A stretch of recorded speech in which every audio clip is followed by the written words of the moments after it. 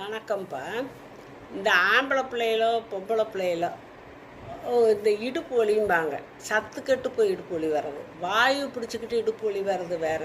இது சத்து கெட்டு போய் சத்து இல்லாமல் இடுப்பு வலி வரும். அவங்களுக்கு ஒரு கோளாரம் என்ன செய்யறதுன்னு சொல்லி ஒரு கஞ்சி சொல்லித்தாரேன். அது என்ன கஞ்சின்னா, இந்த கருப்பு உளுந்து உடச்ச தொழி உளுந்து இருக்கு இல்லையா, அதை ஒரு 1/4 கிலோ வாங்கி வறுத்துக்கங்க.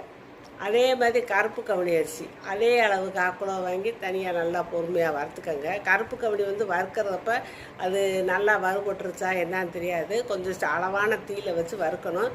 அது கூட வேணால் நீங்கள் 2 வெள்ளை அரிசியை போட்டுக்கோங்க. அப்போ தான் அது எப்படி வறுபட்டுருச்சா என்னன்னு உங்களுக்கு கண்டுபிடிக்க முடியும். அதை எடுத்து நல்லா வறுத்து 2ஐயும் சேர்த்து ஆற வச்சு மிக்சியில் நல்லா பொடி பண்ணி வச்சுக்கோங்க. பொடி பண்ணி வச்சுக்கிட்டு ஒருத்தருக்கு ஒரு 2 ஸ்பூன் எடுத்து போடுங்க. 2 ஸ்பூன் எடுத்து ஒரு 3 டம்ளர் தண்ணியை ஊற்றி கரைச்சி அடுப்பில் வச்சு நல்லா கிண்டுங்க. அப்போ கரைச்சி கிண்டுறதுக்கு என்ன செய்யணும், ஒரு பூண்டு பல் 3ஓ 4ஓ எடுத்து நல்லா நசுக்க தட்டிடணும். நல்லா தட்டி அதுக்குள்ளே போட்டு தான் அந்த கஞ்சியை காய்ச்சணும். கொஞ்சம் நேரம் ஆகும். சிம்மில் வச்சு பொறுமையாக மூடி வச்சு நல்லா கொஞ்சம் நேரம், எப்படியும் ஒரு 5-6 நிமிஷத்தில் வெந்துடும். அப்படி வெந்த பிறகு அடுப்பை அணைச்சிட்டு சுக்கு பொடி இருக்கு இல்லையா, சுக்கு பொடி நம்ம ரெடி பண்ணி வச்சுருக்கேன். வீடியோவோட சுக்கு பொடி எப்படி போடணும்னு சொல்லியிருக்கேன். அப்படி வீட்டு தயாரித்து அதில் ஒரு சிட்டிகை போடுங்க. போட்டுட்டு இவ்வளோ ஒருத்தர் தானே இவ்வளோ தேங்காய் சில்லு நல்லா கருப்பு காயாக இருந்தால் ரொம்ப நல்லது.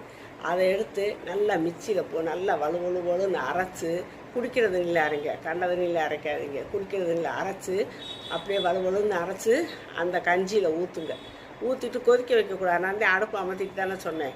அப்படியே கிண்டி வச்சுக்கிட்டு தேவையான அளவு உப்பை போட்டுக்கிட்டு ஒரு துவையலோ இல்லை ஊறுகாயோ வச்சுக்கிட்டு நீங்கள் அந்த கஞ்சியை வாரத்துக்கு 2 நாள் 3 நாள் கூட குடிச்சிட்டு வாங்க. அந்த பொடி அங்கே வீட்டில் டப்பாவில் வச்சுக்கிட்டு அப்பப்போ நீங்கள் இதை செஞ்சு குடிச்சிட்டு வந்தீங்கன்னா உடம்புல தெம்பும் கிடைக்கும், இடுப்பு வலியும் வராது. அந்த தொழி உளுந்து சேர்க்கையில் அவ்வளோ ஒரு நல்லது. சுக்கு பூண்டெல்லாம் செரிமானத்தை சரி பண்ணும். அவ்வளோ ஒரு நல்லது இந்த கஞ்சி. வாரத்தில் 2 நாள் அல்லது 3 நாள் கூட நீங்கள் அது மாதிரி குடிச்சு வரலாம்.